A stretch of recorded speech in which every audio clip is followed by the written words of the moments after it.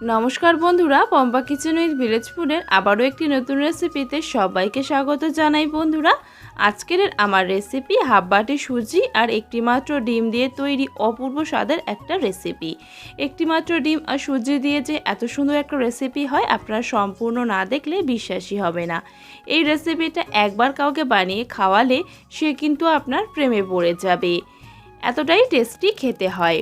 তো সম্পূর্ণ দেখার অনুরোধ রইল বন্ধুরা। চলুন রেসিপিটা শুরু করা যাক।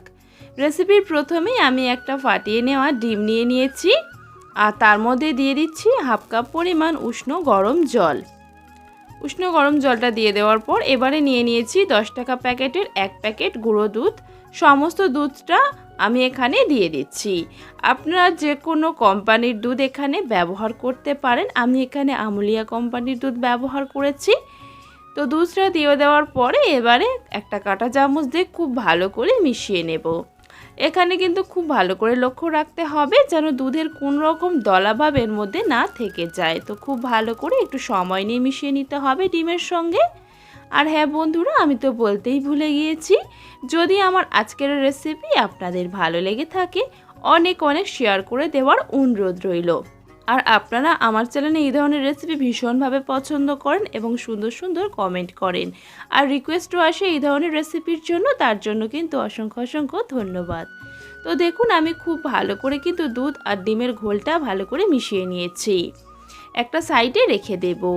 এবারে অপর দিকে একটা বড় পাত্র নিয়ে নিয়েছি আর এখানে নিয়ে নিয়েছি হাফ বাটি পরিমাণ সুজি। সুজিটা পাত্রের মধ্যে দিয়ে দিয়েছি। তারপরে নিয়ে নিয়েছি হাফ বাটি পরিমাণ উষ্ণ গরম জল। তো হাফ বাটির থেকে সামান্য একটু বেশি রয়েছে জলটা, তো জলটা আমি এখানে দিয়ে দিলাম সুজির মধ্যে। তারপরে এখানে নিয়ে নিয়েছি হাফ বাটি পরিমাণ চিনি, সেটাও এর মধ্যে দিয়ে দিলাম।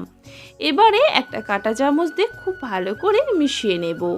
সুজির ওপরে প্রথমে জলটা দিতেই কিন্তু জলটা অনেকটাই শোক করে নিয়েছে, তাই শুকনো শুকনো মনে হচ্ছে। তবে চিনিটা দেওয়ার পরে যখন আমি খুব ভালো করে মেশাতে থাকবো, চিনিটা আস্তে আস্তে গলতে শুরু করবে আর একদম কিন্তু পাতলা ঘনত্বের হয়ে যাবে এই সুজি, চিনির আর জলের মিশ্রণটা। তো এখানে কিন্তু এক্সট্রা করে কোনোভাবে জল ব্যবহার করা যাবে না। এটা মেশাতে মেশাতেই দেখবেন অনেকটাই কিন্তু পাতলা হয়ে আসবে। আর যতটা পরিমাণ আমি শুকনো উপকরণ দেব বা তার অনুযায়ী যে জল আমি ব্যবহার করব, সেটা কিন্তু আপনারা অবশ্যই লক্ষ্য রেখে তার উপরেই কিন্তু তৈরি করবেন। না হলে পরিমাণে যদি জলটা বেশি হয়ে যায় তাহলে কিন্তু রেসিপিটা ঠিকঠাক করতে পারবেন না। তো চিনিটা দিয়ে দেওয়ার পরে ভালো করে গুলে নিয়েছিলাম আর দেখুন মিশ্রণটা কতটা পাতলা হয়ে গেছে। চিনিটা সম্পূর্ণ গলে যাওয়ার পর কিন্তু মিশ্রণটা একদমই পাতলা হয়ে গেছে। আমি চামচ দিয়েও আপনাদের ভালো করে দেখিয়ে দিলাম। এবার এই মিশ্রণটা ঢাকা দিয়ে আমি রেস্টে রেখে দেব 5 মিনিটের জন্য।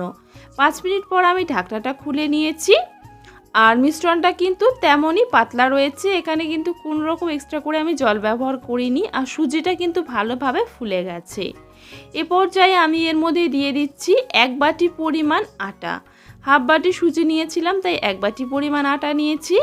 তারপরে এখানে দিয়ে দিচ্ছি আমি 3 থেকে 4 টেবিল চামচ পরিমাণ গোবিন্দভোগ চালের গুঁড়ি আর দিয়ে দিচ্ছি দুটো ছোট এলাচ থেতো করে নিয়েছিলাম, সেটা দিয়ে দিয়েছি। আর দিয়ে দিচ্ছি স্বাদ অনুযায়ী লবণ বা পরিমাণ মতন লবণ। এবারে সব কিছু খুব ভালো করে হাত দিয়ে ডলে ডলে আমি মেখে নেব। গোবিন্দভোগ চালের গুঁড়িটা এখানে এই কারণে ব্যবহার করেছি, যখন রেসিপিটা আমি তৈরি করব তখন অপূর্ব সুন্দর একটা সেন্ট বেরোবে আর খেতে কিন্তু অপূর্ব লাগবে। অল্প করে আপনারা অবশ্যই একটু গোবিন্দভোগ চালের গুঁড়ি ব্যবহার করবেন। তো দেখুন, আমি খুব ভালো করে হাত দিয়ে মেখে নিয়েছিলাম। এখানে মিশ্রণটা অনেকটাই মোটা রয়েছে।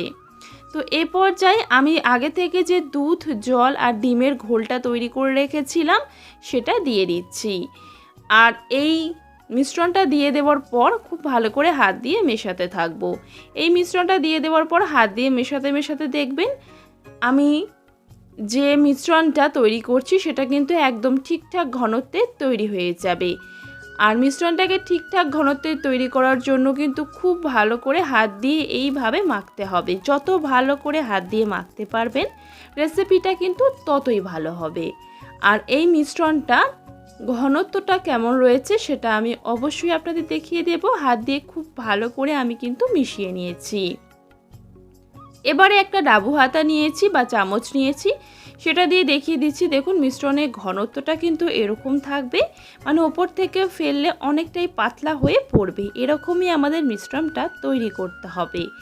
এবার এই সুজির মিশ্রণটা ঢাকা দিয়ে আমি 2-3 মিনিট রেখে দেব একটুখানি সেট হওয়ার জন্য।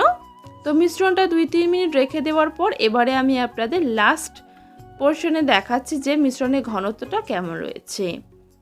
আর একটা চামচের পেছনে এইভাবে মিশ্রণটা নিয়ে নেবেন, তারপরে একটা আঙুল দিয়ে দাগ কেটে দেখবেন যে একে অপরের সঙ্গে কিন্তু মিলে যাচ্ছে না, কিন্তু অনেকটাই পাতলা রয়েছে। ঠিক এরকম ঘনত্বেরই আমাদের মিশ্রণটা তৈরি করতে হবে। ওপর থেকে ফেললে কিন্তু অনেকটাই পাতলা বলে মনে হবে।